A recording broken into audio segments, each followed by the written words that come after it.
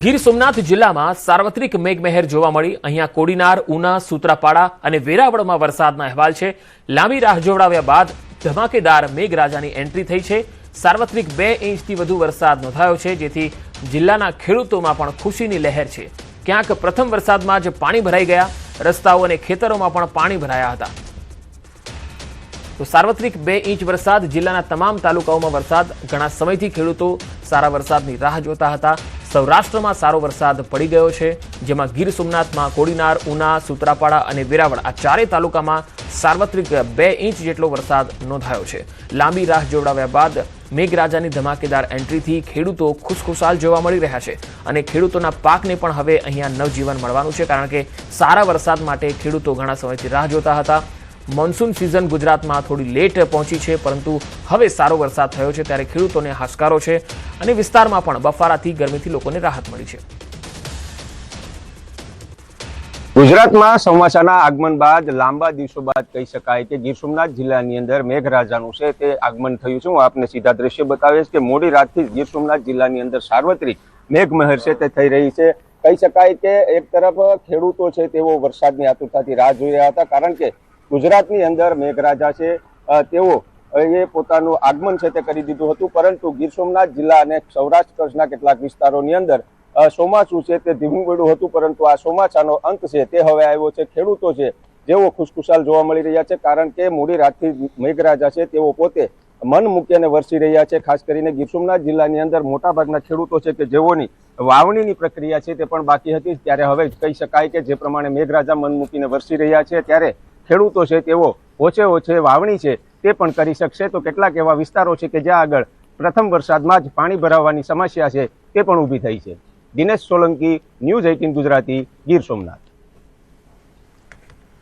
જૂનાગઢ જિલ્લામાં સાર્વત્રિક મેઘમહેર, સતત બીજા દિવસે મેઘરાજા મહેરબાન। શહેર અને જિલ્લામાં ધોધમાર વરસાદ। જૂનાગઢ, માંગરોળ, મેંદરડા, માળિયા હાટીનામાં વરસાદ, કેશોદ સહિતના વિસ્તારોમાં પણ વરસાદ। 24 કલાકમાં માણાવદર 1.14 ઇંચ વરસાદ થયો છે, તો વંથલીમાં 1.14 ઇંચ, જૂનાગઢ ગ્રામ્યમાં 1.85 ઇંચ વરસાદ થયો છે, ભેસાણમાં 4.21 ઇંચ, વિસાવદરમાં 1 ઇંચથી વધુ વરસાદ છે, મેંદરડામાં પણ 0.5 ઇંચ વરસાદ છે, કેશોદમાં 3.5 ઇંચથી પણ વધુ વરસાદ છે, માંગરોળમાં લગભગ 5 ઇંચની આસપાસ વરસાદ પડ્યો છે, તો માળિયા હાટીનામાં 5.28 ઇંચ, જૂનાગઢ શહેરમાં 1.25 ઇંચ જેટલો વરસાદ છે, ગિરનાર પર 2.13 ઇંચ વરસાદ નોંધાયો છે।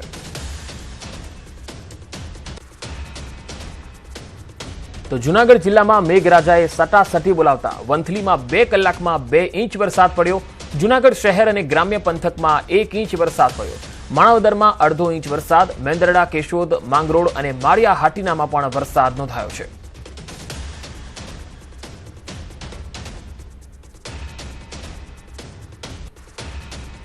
જૂનાગઢથી એક તસવીર આવી રહી છે, તે આપને બતાવીએ। પાણી ભરેલા ખાડામાં એક બાઇક ખાબક્યું। આ તસવીરો તમે જોઈ શકો છો। શહેરના આઝાદ ચોક વિસ્તારનો આ બનાવ છે। રસ્તો ખોદ્યા બાદ વ્યવસ્થિત પેચવર્ક ન થયું અને તેના કારણે આ અકસ્માત થયો। ખાડો પડતા બાઇક ચાલક પટકાયો। બાઇક ચાલકને ગંભીર ઈજાઓ પહોંચી। મહાનગરપાલિકાની કામગીરી સામે સવાલ ઉઠી રહ્યા છે। પ્રથમ વરસાદમાં જ જૂનાગઢ મહાનગરપાલિકાની કામગીરીની પોલ અહીંયા ખુલ્લી પડી ગઈ છે અને એક બાઇક છે એ તમે તસવીરોમાં જોઈ શકો છો કે પાણી ભરેલા ખાડામાં ખાબકી ગયું। બાઇક ચાલકને ગંભીર ઈજાઓ પણ પહોંચી।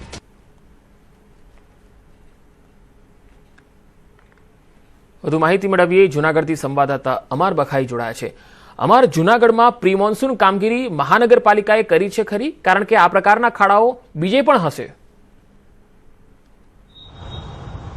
ચોક્કસ પંકજ, મહાનગરપાલિકાની પ્રી મોન્સૂન કામગીરીની પોલ ખુલી છે। આ વર્ષે જ નહીં, પરંતુ દર વર્ષે આ રીતની સ્થિતિ છે તે સામે આવતી હોય છે। આજ વહેલી સવારની જ ઘટના છે કે જે આઝાદ ચોક વિસ્તાર છે ત્યાંથી બાઇક ચાલક જઈ રહ્યો હતો ને અચાનક જ પાણી ભરેલો ખાડો હતો ને તેમાં આ બાઇક ચાલક છે તે પડ્યો હતો।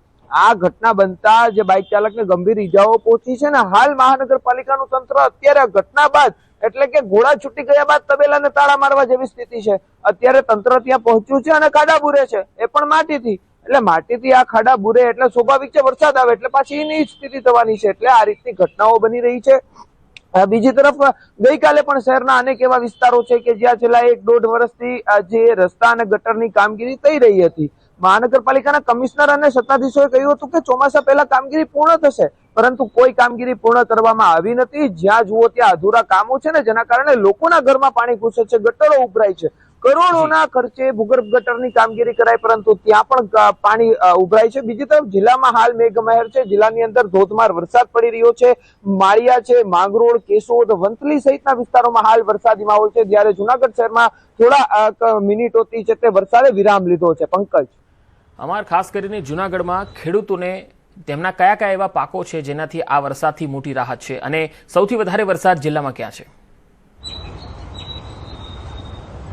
સૌથી વધુ વરસાદ છે ભેસાણ અને માળિયાહાટીના તાલુકામાં.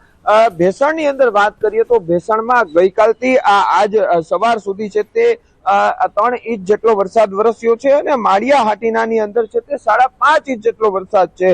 મેંદેડામાં 1/2 ઇંચ છે, અને કેશોદમાં છે તે 3.5 ઇંચ જેટલો વરસાદ છે. બીજી તરફ સવારના 6 વાગ્યાથી 8 વાગ્યા સુધીના વરસાદના આંકડાની વાત કરીએ તો વંથલીમાં 2 કલાકમાં 2 ઇંચ વરસાદ પડ્યો હતો, અને માણાવદરમાં 1/2 ઇંચ, અને જુનાગઢ શહેર અને ગ્રામ્યમાં 1 ઇંચ વરસાદ. જ્યારે હાલ જે વંથલી અને જે કેશોદ, માંગરોળ સહિતના વિસ્તારો છે ત્યાં પણ અત્યારે વરસાદની બેટિંગ છે તે ફરી શરૂ થઈ રહી છે.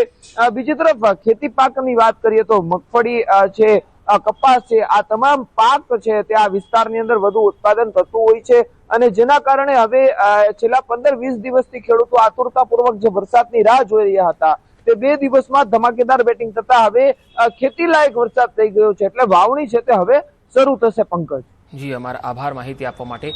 તો જૂનાગઢમાં હાલ સાર્વત્રિક વરસાદ છે. હાલ મેઘરાજાએ વિરામ લીધો છે, પરંતુ ગઈકાલથી જે વરસાદ થઈ રહ્યો છે તેનાથી ખેડૂતો ખુશખુશાલ છે. વાત હવે સુરતની. સુરત જિલ્લામાં વરસાદી માહોલ બરાબર જામ્યો છે. છેલ્લા 24 કલાકની જો વાત કરીએ તો પલસાણામાં 8.12 ઇંચ એટલે કે સૌથી વધુ વરસાદ પલસાણામાં નોંધાયો છે, જે રાજ્યનો પણ સૌથી વધારે છે. તો બારડોલીમાં પણ નોંધાયો છે 7.88 ઇંચ વરસાદ.